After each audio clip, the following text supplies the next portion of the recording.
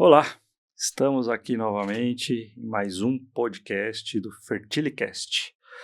O Fertilicast ele vem com a intenção de trazer informações sobre a saúde reprodutiva, todas as nuances, todas as informações com credibilidade de profissionais competentes no assunto, porque esse é o objetivo principal, né? É trazer a informação para você que está aí querendo saber, entender sobre fertilidade, tem dúvidas, está fazendo tratamento ou tem algum parente querendo fazer tratamento.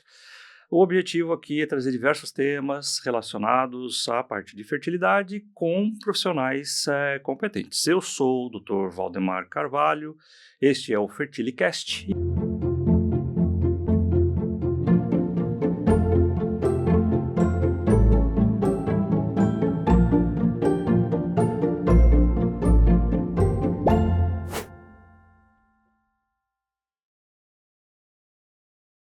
E hoje eu tenho o prazer de ter aqui conosco o professor, doutor, que eu sei que ele é, Marcelo Jacobi. Ele é diretor da Fertilivita, que é a clínica dele, espero que eu tenha falado certinho aqui, Marcelo, e também diretor clínico da Arte Medicina Reprodutiva. O Marcelo, eu vou chamar ele assim o tempo todo, ele é um cara, grande amigo. Eu estou muito feliz também que eu posso participar em algumas coisas, inclusive da formação da filha dele, me deixa muito feliz isso.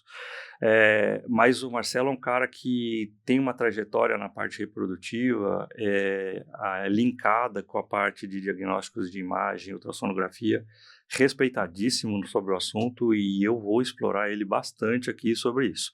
Vou pegar informações, vou trazer todas as dúvidas sobre, desde o começo da parte de diagnósticos, como fazer uns acompanhamentos reprodutivos, como fazer os ultrassons de controle de ovulação, como fazer os ultrassons obstétricos, etc. Então, Marcelo, cara, bem-vindo, fico muito feliz de ter você aqui. Eu queria que você até se apresentasse melhor do que eu fiz aqui, por favor. Valdemar, obrigado pelo convite, é um prazer grande estar aqui. Quando eu recebi seu convite, eu fiquei muito entusiasmado com a possibilidade de poder participar do seu podcast e falar sobre os assuntos que a gente gosta, como reprodução e, no meu caso, a parte da imagem da ultrassonografia. Então, eu agradeço demais, é um prazer muito grande estar presente aqui no seu podcast. Então vamos lá conversar, porque a gente tem alguns minutos aí, né, uns 40, 45 minutos, e eu quero explorar você bastante. Marcelo, então, de cara, o ultrassom, ele é um exame assim tão bom, tão eficaz, no geral, mas no ponto de vista ginecológico. Eu consigo fazer vários diagnósticos com ultrassom, eu consigo descobrir endometriose, eu consigo ver problemas, doenças, patologias, que a gente chama, né? É assim mesmo? Como que é isso daí? Para o nosso público entender qual que é a vantagem e se tem diferença. Um cara mais competente, então ele é dependente do médico, ele é dependente do aparelho? Me conta um pouquinho isso. Eu vou aproveitar, obrigado pela pergunta, eu vou contar um pouco da minha trajetória de formação, que acho que ela ajuda a gente a entender um pouco esse histórico, né? Eu terminei minha residência em 1992 da ginecologia e obstetrícia, e a primeira primeira especialização que eu quis fazer depois da residência de ginecologia e obstetrícia foi no diagnóstico por imagem. Então, os equipamentos de ultrassonografia estavam chegando naquela época, para você ter ideia. Tinha equipamentos que eram, inclusive, a válvula, nem eram a transistores. E os transdutores hoje, que são eletrônicos, eram transdutores mecânicos. Eles tinham, inclusive, vibração, eram grandes, e a imagem que a gente tinha era bastante rústica, vamos dizer assim, né? Então, naquele momento, a gente tinha um diagnóstico bastante pobre, a verdade é essa, né? E com o tempo, a informática cresceu, a tecnologia evoluiu, e a gente deu um salto enorme daquela época para o que a gente tem hoje. Então, muitas práticas médicas que eram conduzidas de uma forma no passado, hoje elas são completamente diferentes, porque a gente teve possibilidades diferentes de fazer diagnóstico, e coisas que se faziam de forma invasiva, hoje a gente faz de uma maneira basicamente calcada no diagnóstico por imagem. Um dos exemplos que a gente tem muito grande é esse que você falou, da endometriose. A gente chegou a viver uma época, né, em que se fazia videolaparoscopia para você saber se a mulher tinha endometriose ou não, e depois que a gente percebeu que, com o avanço da ultrassonografia e dos métodos de imagem, hoje, quando você faz uma laparoscopia para diagnóstico, você pode estar cheio de doença embaixo que você não enxerga, mesmo estando com a câmera dentro do abdômen do paciente. E quando você faz o diagnóstico por imagem, você não enxerga só a pontinha do iceberg, você enxerga a doença como um todo. Então, isso vale para várias situações médicas e vários diagnósticos. Então, nesse tempo, o ultrassom passou por várias modificações, não só as do equipamento, mas a do próprio uso. No começo ele era um equipamento que só estava presente nos laboratórios de diagnóstico. Com o tempo ele foi cada vez mais presente dentro das clínicas e hoje eu não consigo imaginar fazer a nossa especialidade, reprodução, por exemplo, sem que você tenha o equipamento de ultrassonografia do seu lado para que ele te ajude a fazer o diagnóstico, porque, como você mesmo disse, o equipamento, ele não faz nada sozinho, como diz o ditado, né? A varinha não faz a mágica, é o mágico que faz a mágica, né? Então, você pode ter um bom equipamento de ultrassonografia, mas se ele não for bem operado, se ele não for bem conduzido, ele não vai fazer o diagnóstico sozinho. Então, todas essas modificações estão presentes no nosso dia e ele é uma ferramenta indispensável hoje. Putz, você falou uma coisa importante, né? A gente viveu uma época que era laparoscopia diagnóstica, né?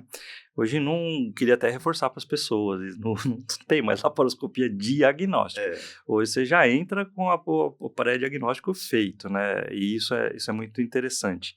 E você também falou uma coisa importante, a gente tem que ter o skill, que é a habilidade, né? Para poder também entender. Você não adianta comprar aquela máquina super potente. Eu acho que eu até brinco com o computador. Se você comprar um computador super potente, você não sabe usar ele, né? Então, eu acho que tem que associar os dois para você poder fazer bons diagnósticos. E vamos tocar um pouquinho nesse assunto da endometriose, vai, que eu acho que os pacientes gostam e é interessante. Quando a gente vai para os congressos, quando a gente conversa, parte médica e tal, todo mundo fica entre ressonância e ultrassom para fazer diagnóstico de endometriose, né? Claro que cada um tem o seu benefício, mas acho que o ultrassom é mais amigável do que a ressonância pelo formato do exame, pelo jeito do exame. Eu não sei se você tem, até uma questão, mas eu não sei se tem experiência com ultrassom de endometriose. Mas um cara que nem eu, por exemplo, um ginecologista obstetra da área reprodutiva que faz também ultrassom, eu tenho a capacidade de, por exemplo, classificar uma endometriose com ultrassom ou não? O cara precisa ir lá estudar e tal, porque eu acho que é um exame diferenciado. Então, a gente talvez tenha que, em vez da ressonância, talvez tenha que indicar o ultrassom, mas com pessoas especializadas. Seria isso? Sim, isso é muito importante. Ó. A gente já viveu um momento em que a ressonância dava muitas informações e a ultrassonografia perdia muito essa precisão, essa credibilidade. Depois, com o avanço dessa técnica, basicamente do treinamento do médico, a gente teve uma época de equivalência. E hoje até os estudos mostram, né, que a ultrassonografia bem feita por uma pessoa que faz um exame dedicado para você ver endometriose tem até uma precisão maior do que a ressonância, a não ser naqueles casos em que você tem uma doença muito complexa. Porque muitas vezes a endometriose você não tem ela só na pelve, você tem ela cometendo o sistema urinário, você tem ela no diafragma, você tem ela em localizações, vamos dizer assim, bastante incomuns.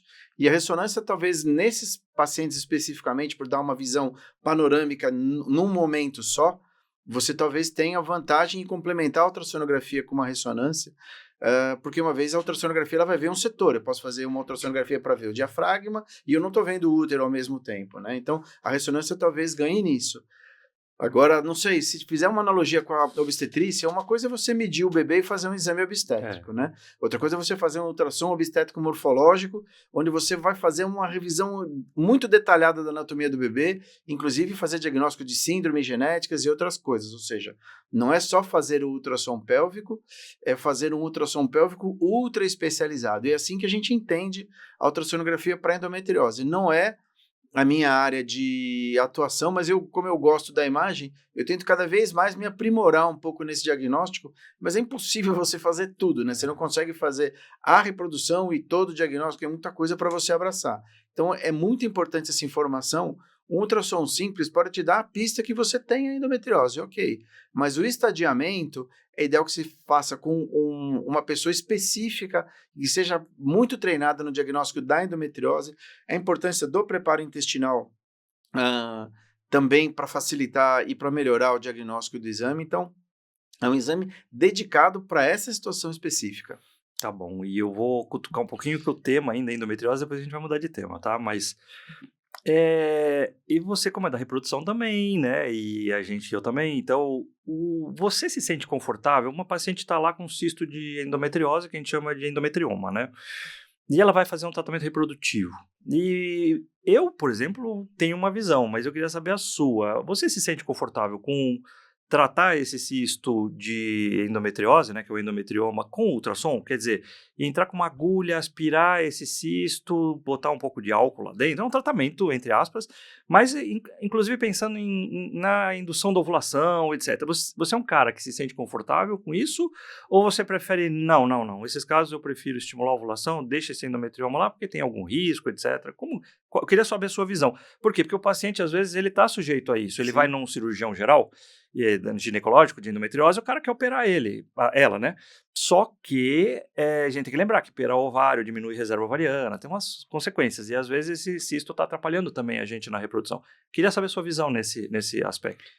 Então, essa é aquelas situações onde cirurgiões e médicos de reprodução, às vezes, brigam a respeito do assunto, né? É engraçado que quando você vai... Eu frequento os dois congressos como É, você, o congresso da cirurgia endoscópica e o congresso da reprodução. E a gente falando da mesma doença, às vezes parece estar falando de coisas diferentes, porque completamente. cada grupo discute esse assunto de uma forma completamente diferente da outra. O que eu costumo falar para os meus pacientes, né? Como tem aquele ditado assim: se você tem só um martelo, parece que todos os seus problemas são um prego. Então você sempre vai martelar, você sempre vai oferecer a mesma solução. Então a gente tem mais de uma solução como essa que você está falando. É claro que você precisa olhar individualmente cada paciente. Então, por exemplo, se eu tenho um endometrioma no ovário e eu percebo que ele não vai me atrapalhar a coleta dos óvulos, da aspiração dos folículos para poder coletar os óvulos, pela posição onde ele está, eu prefiro não mexer num primeiro momento. Mas se eu percebo que eu vou ter uma perda importante do número de óvulos que eu vou coletar durante o tratamento de fertilização, eu prefiro mexer, né? E eu não sei se você pensa, eu quero ouvir sua opinião também. Eu prefiro mexer, eu costumo não, vamos dizer assim, injetar substâncias para que esse endometrioma colabe depois e as paredes grudem. Mas é uma conduta bem aceita e, enfim, apesar dos adeptos e dos não adeptos, é uma conduta médica factível. Eu prefiro, às vezes, por exemplo, no começo da estimulação, aspirar o endometrioma antes de começar a estimular, fazer a estimulação, porque no momento que eu for coletar nos óvulos, esse endometrioma pode ter enchido até um pouquinho, mas ele não vai atrapalhar o meu procedimento, não vai atrapalhar a aspiração. É claro que os riscos a gente tem, e a gente tem que dividir muitas vezes essas discussões com o paciente. Assim, o risco seria aquele sangue que está cheio de produtos necróticos de outros ciclos menstruais ali, pode gerar infecção, mas a gente tenta fazer de uma forma a proteger o paciente dessa forma. Então, faz uma boa asepsia vaginal, no momento da aspiração, coisas que a gente, por exemplo, não usa no momento de aspirar os folículos. Para aspirar o endometrioma, você pode fazer uma asepsia com antisséptico mesmo, né? Porque a gente usa basicamente só soro para não ter nenhuma outra substância química. No momento de coletar os óvulos, eu posso usar uma clorexidina aquosa para descontaminar a vagina, faço aspiração, cubro o paciente com antibiótico, Profilaxia. claro, e aí a gente faz a aspiração. Então, se eu percebo que vai atrapalhar, eu prefiro mexer. Porque hoje em dia a gente trata pacientes que às vezes 1 ou 2 folículos a mais é um óvulo ou 2 a mais, que faz todo o diferencial, né, no resultado. Então, eu tenho essa visão, né? Tá, legal. Então, a gente, primeiro, lembrando que a gente coleta óvulos das pacientes de fertilização in vitro com ultrassom, da mesma forma, guiado uma agulha, né, para Sim, aspirar os óvulos. E eu também tenho uma visão bastante parecida, porque acho que a gente tem que pensar sempre risco-benefício, mas é importante que vocês que estão ouvindo a gente entendam que a cirurgia e o bom cirurgião de endometriose, ele também tem que se preocupar com isso. Então, se você tem um cisto desses endometriomas no ovário, e você está com um cirurgião, veja com ele para congelar os seus óvulos antes ou programar para o seu futuro reprodutivo, exatamente porque a cirurgia ela vai causar algum dano ali no ovário, né? esse aspecto é E importantíssimo, a né? gente tem que ter isso em mente. Então, o que a gente está discutindo aqui? Não é, depois da avaliação do cirurgião, é a avaliação do médico especialista na reprodução que, às vezes, tecnicamente, a gente tem que esvaziar esse cisto, mas não vai arrumar ele de vez, né? Que a gente não vai tirar ele como se fosse É, numa cirurgia, para provisória. mas a gente vai fazer isso tecnicamente, mesmo correndo um pequeno risco, para poder obter esses óvulos. E interessante. Olha, adorei. A gente rodou aqui o assunto endometriose. Eu acho que você tem alguma coisa mais de endometriose Não, que você não, você gostaria de falou bem, acho citar? importante, sim, eu tô repetindo o que você falou. A preservação da fertilidade, se você vai operar um endometrioma, se você tem uma lesão no ovário, e principalmente se ela for bilateral, se você tem dos dois ovários, é muito importante discutir e ponderar a possibilidade de você congelar os seus óvulos antes da cirurgia.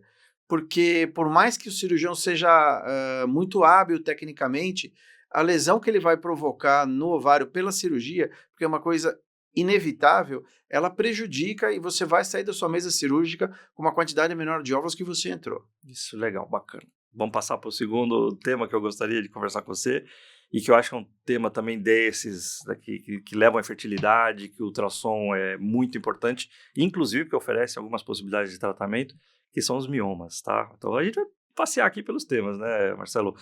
Mioma, cara, a gente tem alguns tipos de mioma, né? Então a gente tem aquele mioma que fica para fora do útero, a gente tem o mioma que está no músculo do útero e tem aquele mioma que está para dentro do útero. Ultrassom, né? E isso aí eu sei que você manda muito bem, que é avaliar a localização desses miomas, tamanho, riscos, etc.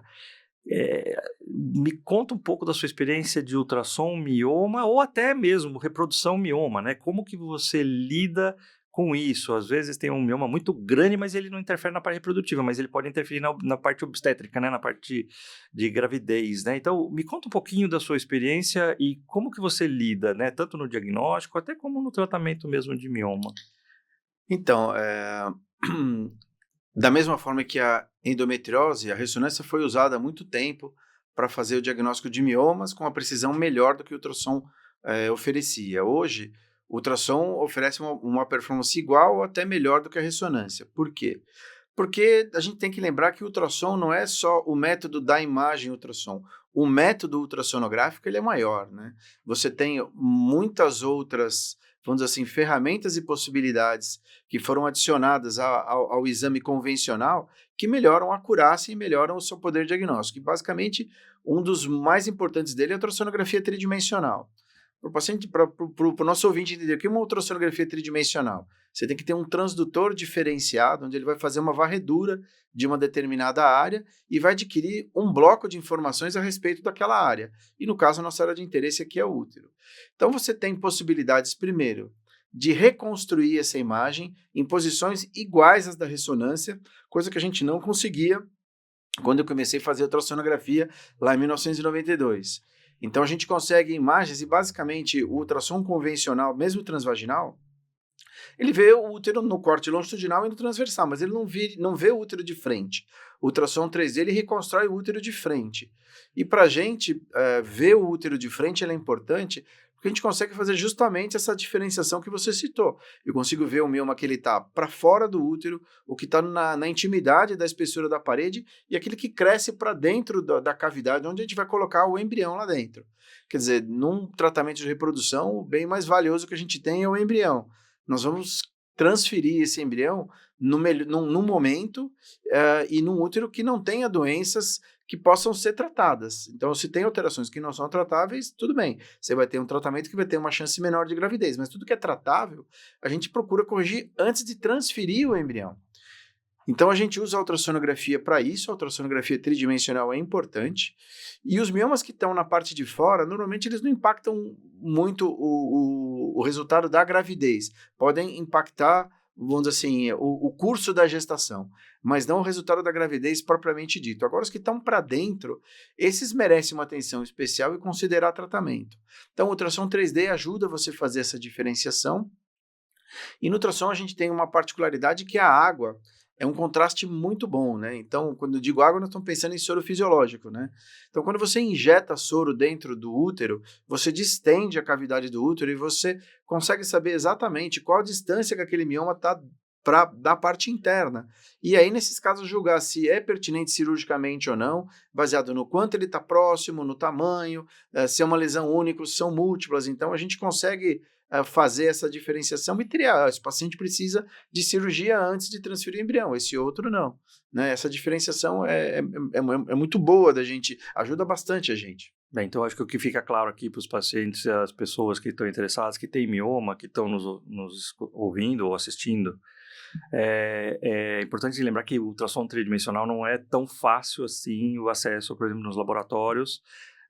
Então, muitas vezes, um cirurgião ele vai optar por fazer a ressonância magnética no lugar do ultrassom, porque isto que o Marcelo está mostrando para a gente é a evolução, né, da ultrassonografia, trazendo informações de precisão, mas infelizmente ainda não é tão amplamente divulgado. Então, você vai ter lugares interior, algumas regiões que não tem esses exames, e aí a ressonância talvez seja um pouco mais fidedigna. E claro também que um ultrassonografista competente, mesmo não tendo um tridimensional, ele também consegue dar uma boa noção pro médico que vai fazer o procedimento também. Né? A realidade da nossa medicina também é o seguinte, né? Você vai fazer um exame subsidiário num laboratório, quem vai te atender geralmente é um radiologista. Eles gostam do cérebro, eles gostam do tórax, eles gostam do abdômen, mas eles não gostam do útero e dos ovários. Então ele faz um treinamento muito mais, vamos dizer assim, específico nas outras áreas do que no diagnóstico ginecológico. Então é muito comum você ter um radiologista trabalhando num determinado laboratório, que ele está fazendo ultrassom naquele momento, mas depois ele vai laudar mamografia, depois ele vai fazer ressonância. Só que o exame ultrassonográfico que ele vai fazer é o exame ultrassonográfico convencional básico, né? Então, você não tem, é difícil você ter esse profissional trabalhando num laboratório fora para oferecer. Funcionaria mais como um rastreamento, talvez, né? Sim, e também a gente tem um problema dos planos de saúde, porque eles não, vamos dizer assim, eles não catalogam essas ferramentas novas dentro das tabelas de cobrança dos convênios de uma forma imediata. Demora às vezes anos, às vezes décadas, para um determinado recurso entrar e você poder solicitar o ultrassom obstétrico transvaginal tridimensional.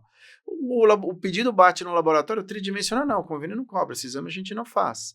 Né? Então dá a impressão que é um exame, vamos dizer assim, dispensável, quando na verdade não é, ele é imprescindível. Então hoje, na minha opinião, é claro, estou falando, não quero dizer que seja a única opinião aceita, nem a única prática médica de excelência, mas eu não consigo examinar uma pelve sem fazer um tridimensional e sem ter uma noção disso, porque a gente descobre coisas que você não tinha percebido pelo ultrassom convencional. Muitas vezes o convencional te dá uma ideia, mas o tridimensional te mostra assim, uma totalidade de informações. Então, eu ressalto que é muito importante complementar o diagnóstico das doenças da pelve com ultrassom tridimensional, e eu faço até naquele paciente que eu acho que é normal.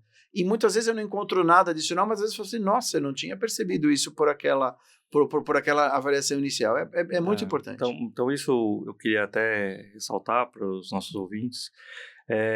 O médico que faz a parte reprodutiva, né, ele é um médico, claro, diferenciado nessa parte de um bom diagnóstico para ter uma boa indicação de tratamento. Então, a maioria dos médicos associados à parte reprodutiva vão fazer ultrassom, tá? Isso é importante, e grande parte vai se preocupar em ter diagnósticos adequados. Claro que nem todo mundo vai ter um ultrassom volumétrico tridimensional no seu consultório, claro, isso é um investimento, mas quando você tem a oportunidade e você tem isso, você vai ter um benefício bastante grande. E eu queria aproveitar um pouquinho mais ainda, não sei da sua experiência, a minha experiência é pequena, mas hoje a radiologia intervencionista já está fazendo tratamentos com destruição de miomas por radiofrequência, né?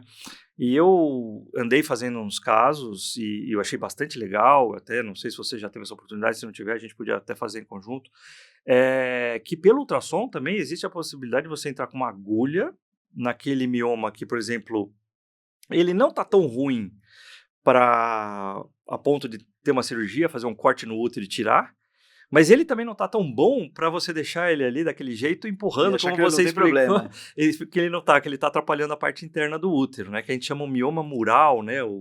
que ele tem um tamanho específico e que ele mexe com a estrutura do útero, né? Então, eu não sei, você já teve experiência com radiofrequência? Então, esse é um assunto que eu realmente não tenho experiência, sei que você tem bem mais experiência que eu nesse assunto.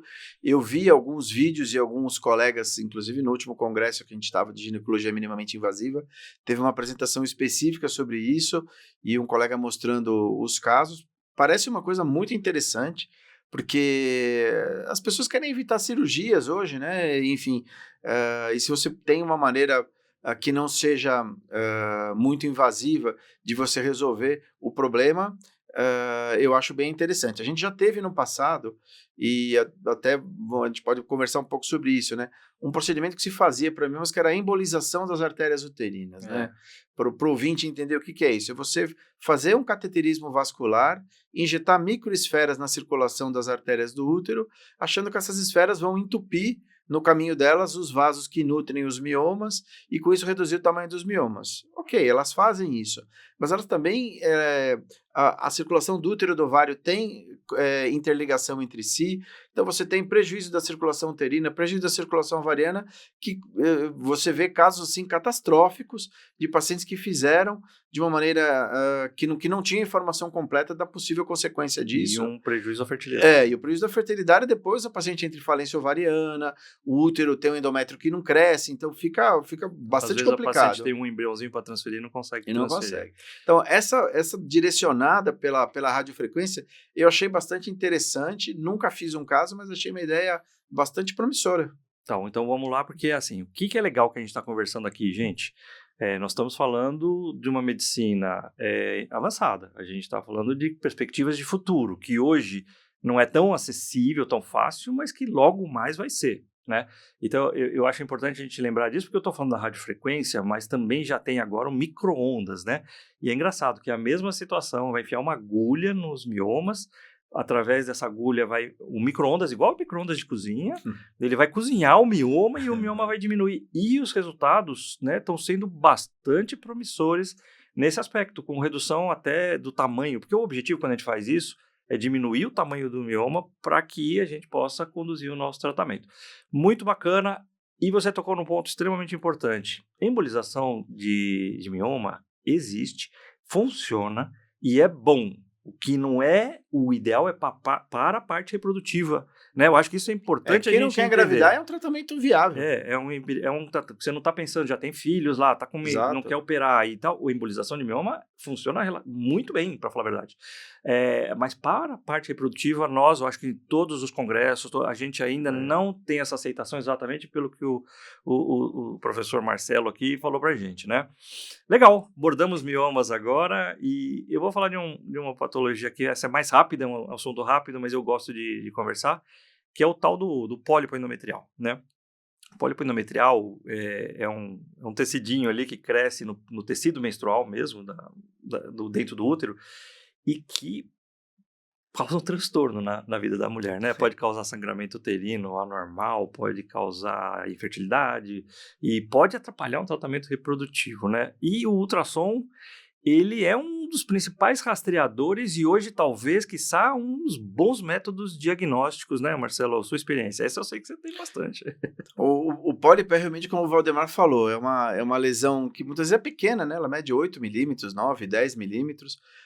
Pode ser sintomática, mas também pode ser assintomática, né? Você ter ali, foi um achado de exame, só que dentro, ele é uma lesão que exclusivamente está dentro da cavidade uterina, ou saindo ali pelo canal do colo do útero, e ele atrapalha a migração do espermatozoide, atrapalha se você vai passar um catéter de transferência para colocar o embrião, e atrapalha a acomodação do embrião dentro da cavidade uterina e outros talvez efeitos fisiológicos que ele possa ter na interação do embrião com o endométrio.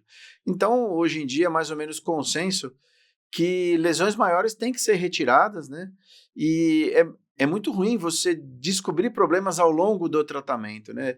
Eu sempre pretendo, assim, eu gosto de fazer um planejamento do tratamento, de tudo que eu vou passar pelas etapas ali, discutindo com o paciente para não ter surpresas e a gente ter esse fluxo de trabalho de uma maneira fluida, né?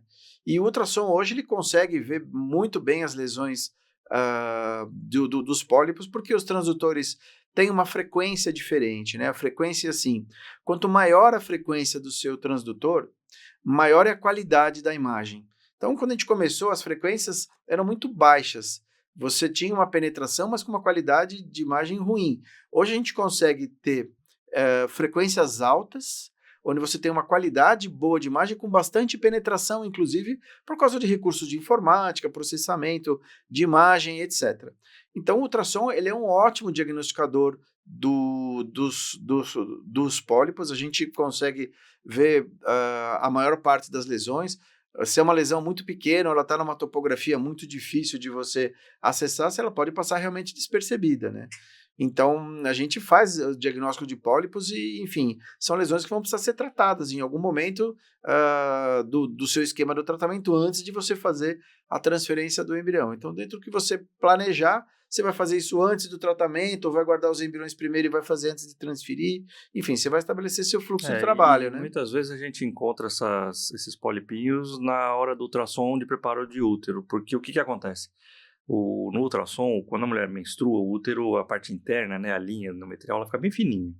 E aí, à medida que a mulher vai se preparando para engravidar, a linha vai ficando mais larguinha, e a gente até tem um nome para isso, que vocês vão acabar ouvindo os médicos falando, que é o tal do endométrio, né, trilaminar, né? E às vezes, nessa hora, nesse endométrio, que fica até mais visível, até para ultrassons comuns.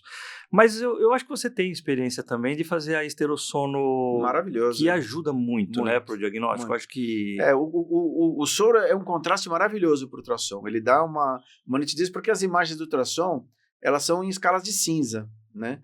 E o soro, ele é preto. Então, você colocar o preto no cinza, assim, é muito fácil de você ver o contorno, o tamanho, a posição, enfim, é fantástico. Então, e vocês, só para vocês entenderem, o médico está lá no seu consultório, fazendo o exame ginecológico, suspeitou dessa imagem. Se ele já tiver um pouco dessa habilidade, ele pode simplesmente pegar um cateterzinho, às vezes é uma sondinha de urina de criança, sabe assim?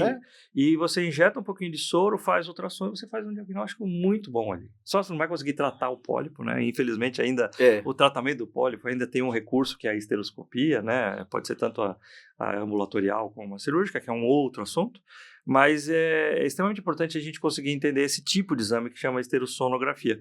E dá para fazer também, né, a avaliação das trompas com a esterosonografia, Marcelo? Dá. A gente pode fazer de algumas formas, né? A gente tem contrastes para isso, contrastes ultrassonográficos. Tem um contraste que é de hexafluoreto de enxofre. Ele é um pouco, vamos dizer assim, exige uma tecnologia diferente do equipamento, né? Porque quando você injeta ele dentro do útero, a trompa é muito fininha.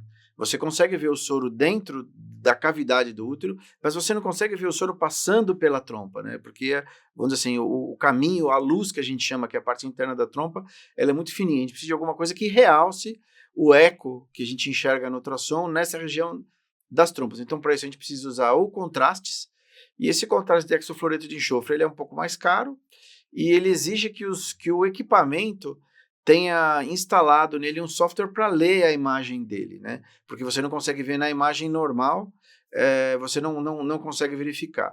Fora do Brasil, a gente tem um gel, que é muito barato, inclusive, mas por problemas de importação, acho que falta de interesse, liberação na Anvisa, enfim. Esse gel ele não chega para a gente aqui no Brasil, mas a imagem do gel ela realça bem o caminho da trompa. O que a gente faz muitas vezes é fazer uma mistura desse soro fisiológico com alguma outra estrutura que cause um realce branco na imagem, né? Então a gente tem usado às vezes microbolhas, bolhas de ar mesmo, porque o ar ele é visível. Então às vezes você ou agita a seringa ou injeta uma mistura um pouco de soro com um pouquinho de ar, que não causa nenhum prejuízo para a mulher, né?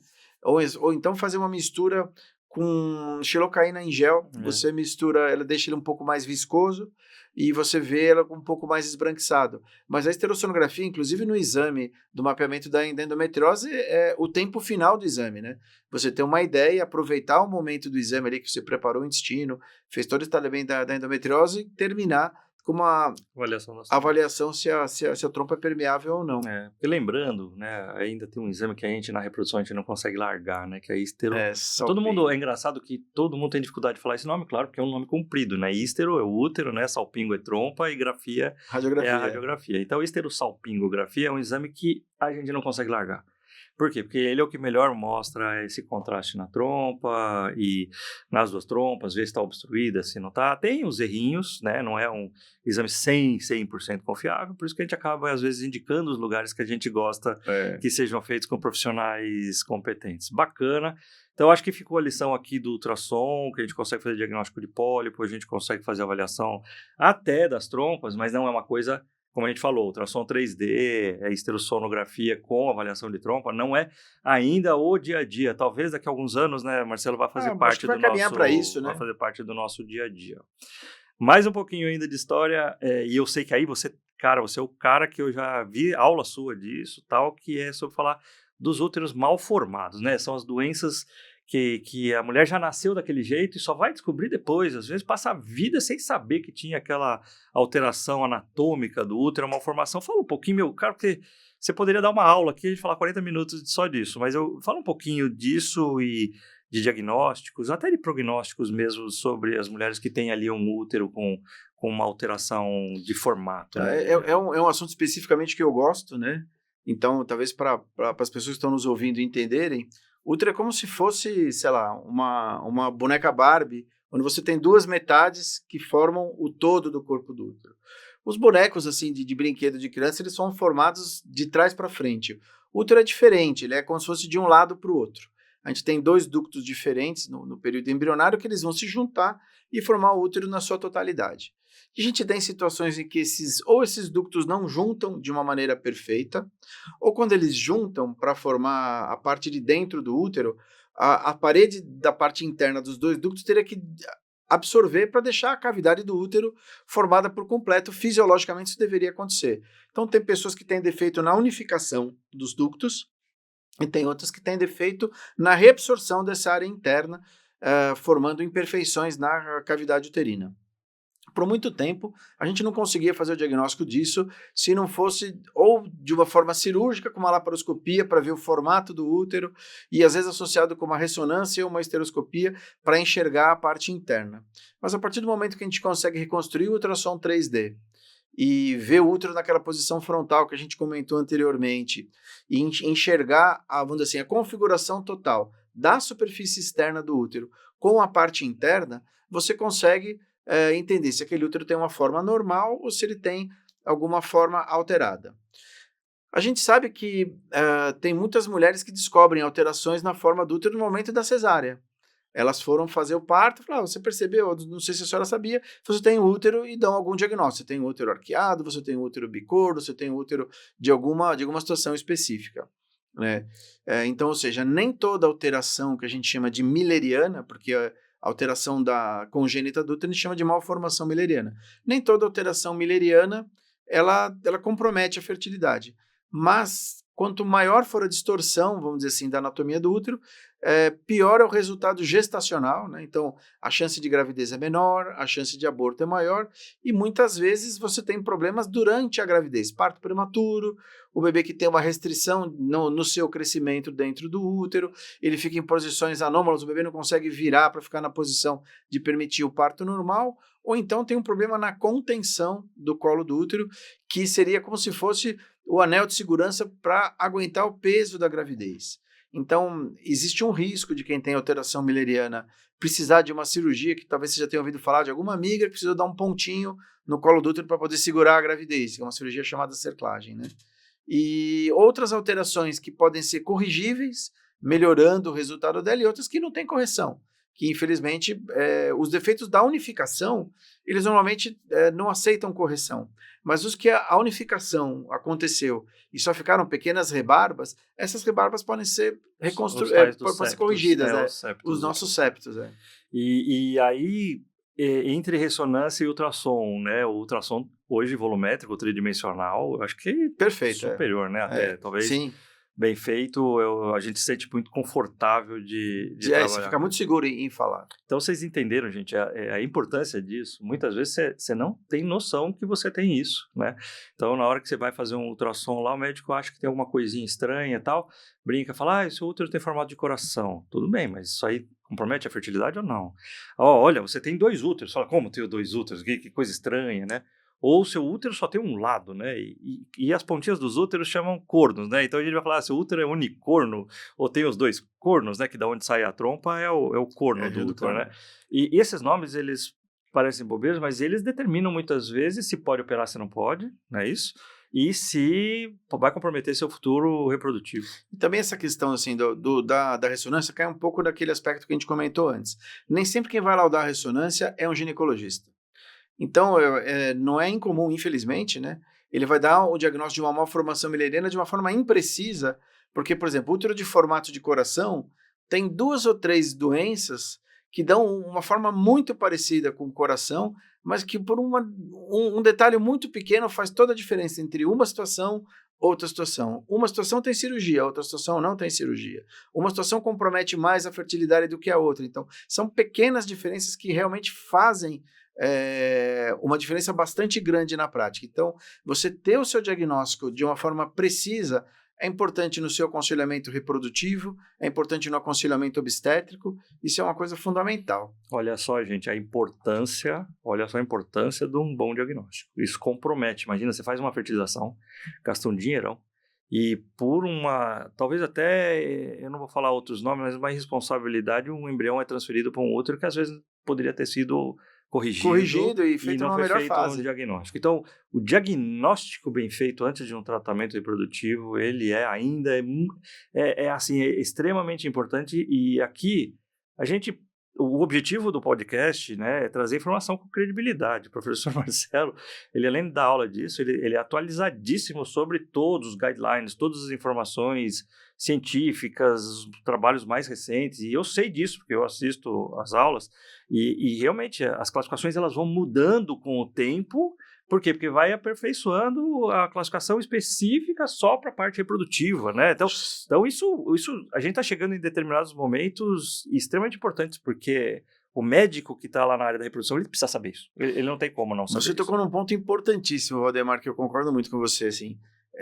O fato da gente diminuir o erro diagnóstico e que a gente possa diminuir a falha de tratamento, que basicamente a gente sabe que as pessoas quando vão fazer um tratamento de fertilização in vitro, empenham uma expectativa enorme, empenham sonhos, às vezes, de uma vida inteira. O nosso país, eles têm nenhum apoio praticamente, nem do governo e nem dos planos de saúde, então as pessoas realizam o tratamento do próprio bolso.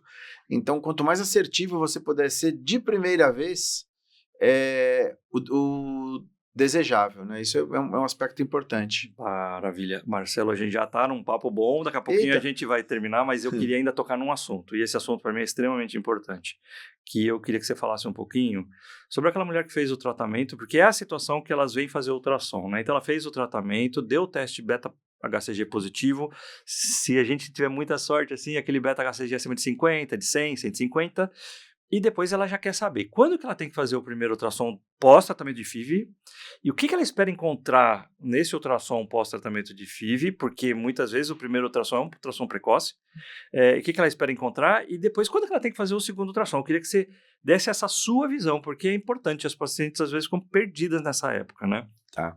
Bom, a gente na reprodução tem uma oportunidade diferente, talvez do médico do consultório, que é ginecologista, só faz pré-natal, e do laboratório. Por quê? O que acontece com a mulher normalmente? Atrasou a menstruação, não é nada, ela vai menstruar.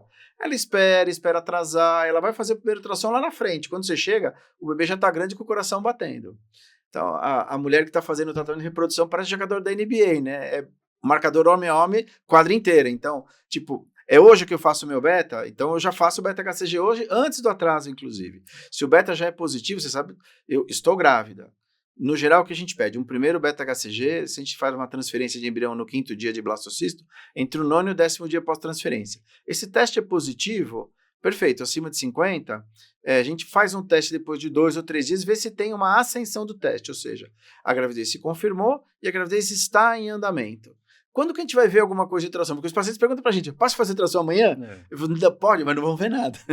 Então a gente tem que esperar um pouco de atraso, porque a imagem ultrassonográfica demora um pouco mais para se traduzir e a gente conseguir enxergar. Então, normalmente, o primeiro ultrassom que você poderia fazer assim é uma semana depois, que seria o correspondente a 4 semanas e alguns dias de gestação, porque a gente não conta a gestação do momento que transferiu o embrião. A gente conta a gestação do momento que seria o início do ciclo menstrual. O dia da transferência seria ao redor do 19º dia, mais ou menos, vamos dizer assim, né? Então, no dia do atraso menstrual, ou alguns dias depois, você vai ter a imagem só do saco gestacional dentro do útero, ele vai ter ali 2, 3 milímetros, é uma estrutura muito pequenininha, você não vai ver o bebê, você vai ver só o saco gestacional e você basicamente vai ver se você tem ele bem posicionado dentro do útero ou não. Isso equivale a um beta-HCG de mais ou menos 1.000 milunidades. Então, por exemplo, você fez um beta-HCG, ele está em 300. Se você for fazer ultrassom, você não vai ver nada. Mas só que depois de 2 dias ele vai praticamente dobrar, ele vai estar 600, e mais 2 dias depois ele vai estar ao redor de 1.000, 1.200. Aí já dá para pensar em talvez fazer o primeiro ultrassom. Eu até, se eu não tenho, se o paciente não tem muita pressa, né? Às vezes você não ver é uma decepção muito grande para ela, né? E eu fiz o exame, sei lá, num determinado dia, se eu esperasse mais 1, 2 dias, aquele saco gestacional que eu não vi, eu veria depois. Então eu espero ela estar o equivalente a 5 semanas de gestação, porque eu já vejo o saco gestacional um pouquinho maior, a chance de eu não ver, e se eu não vejo com 5 semanas eu fico preocupado, porque a gente tem pacientes que têm doença na trompa, e são comuns no nosso dia a dia, elas têm risco de da doença da gravidez ectópica. A gente coloca o embrião dentro do útero, mesmo tendo certeza de onde a gente colocou, o embrião migra e ele vai para uma região anormal e se implanta na trompa. Se eu com 5 semanas eu não vejo o saco gestacional na posição que eu queria, ou eu sei que essa gravidez parou de crescer, ou ele pode estar na trompa. Então eu já vou ficar mais atento naquele paciente. Então, eu faria o primeiro ultrassom por volta de 5 semanas, e depois com 1 semana, depois com 6 semanas, aí você já consegue ver o embrião e, dependendo do seu equipamento, o batimento cardíaco, que já dá aquela tranquilidade para os pais, que a gravidez está em andamento, né? E extremamente importante, e também continuar com esse segmento ultrassonográfico para risco de hematomas, essas coisas, sempre é importante, né? Olha, eu queria ficar falando mais 1 hora aqui com você, Marcelo, mas nosso tempo, né, a gente tem um tempo de podcast, a gente tem tudo, e cara, agradeço demais você ter vindo, puta amigo, muito legal, eu fico muito feliz de ter você aqui, inclusive com a sua experiência, com o seu know-how. Eu queria que você só fizesse a sua propaganda final mesmo, conta de você, rápido, faz o seu finale aí, que eu também depois vou fazer o meu, mas fala o que você acha importante de mensagem final. Eu tô surpreso que o nosso tempo acabou, porque foi tão fluido, foi tão gostoso, foi tão bom a gente conversar, e a gente nem sentiu o tempo passar. Eu agradeço demais você ter me convidado, eu vim muito entusiasmado para cá, tava bem entusiasmado em poder participar, foi uma conversa muito gostosa e agradeço mais uma vez ter sido convidado. Bom, basicamente, eu sou médico ginecologista de formação, que depois fez ultrassonografia e foi fazer reprodução humana depois, né? Então, eu faço reprodução humana desde 1996, há bastante tempo, assim como você, que está há bastante tempo na especialidade na área. Na verdade, eu fui trabalhar com um médico de reprodução para fazer ultrassonografia para ele, e depois me encantei com a área. E hoje a gente tem residências médicas para isso, naquela época não tinha, né? Um aprendia com o outro. Então, eu tenho a minha clínica no Tatuapé. Que é uma senhora clínica, viu? Eu fui lá, adorei, cara. Maravilhoso. Porra, super recomendo lá, muito bonito mesmo. Então, a minha clínica lá chama Fertilivitar. E a gente tem o nosso laboratório de reprodução humana, que chama Arte e Medicina Reprodutiva, fica na Zona Oeste, no bairro do Pacaembu. É minha atividade básica aí, no atendimento no Tatuapé e nos casos de reprodução. Tá, depois vocês vão ver, vai ter todas as informações no streaming nas plataformas, vão ter as informações aí do Dr. Marcelo também, para quem tiver interesse em contactar com ele e aproveitar essa super oportunidade de ter um cara muito especializado. Bem, eu agradeço demais a sua presença, eu agradeço demais vocês que ficaram aqui nos assistindo, nos ouvindo. O Fertilicast tem essa missão, que é o objetivo de trazer informações com qualidade para todos que estão nos ouvindo. Então, assim, a gente está nos principais streamings, tanto de áudio, de vídeo, YouTube, a gente vão ter todos os nossos endereços aqui. E eu, Waldemar Carvalho, agradeço novamente a oportunidade e encerro esse podcast aqui muito feliz com a presença desse meu amigo. Obrigado. Aliás, eu queria aproveitar só um finalzinho. Queria te dar parabéns, Waldemar, porque essa iniciativa de fazer um podcast como esse para informar o paciente que está passando pela jornada da infertilidade, que precisa de informação. A gente tem a internet hoje, a gente teve a pandemia, a gente tem uma infodemia, né? É uma pandemia de informações que a gente não sabe exatamente aonde ter credibilidade. Então, ter uma oportunidade de assistir um podcast como esse, que tem informação de qualidade, de forma gratuita, é sensacional. Parabéns, assim, você é uma pessoa muito bacana, por isso que eu tenho muito apreço pela nossa amizade, mas você mostra que você é um ser humano diferenciado. Parabéns de verdade, que fico de muito coração. Feliz, Marcelo, fico muito feliz, porque o Fertilicast foi criado não com o objetivo de promoção, nada. O objetivo é de informação, de verdade. Informação, o convidado que está aqui, ele realmente tem que ter um critério adequado para trazer informação de credibilidade. Então, agradeço a todos que nos escutaram. Obrigado. Obrigado a vocês. Até logo. Até logo.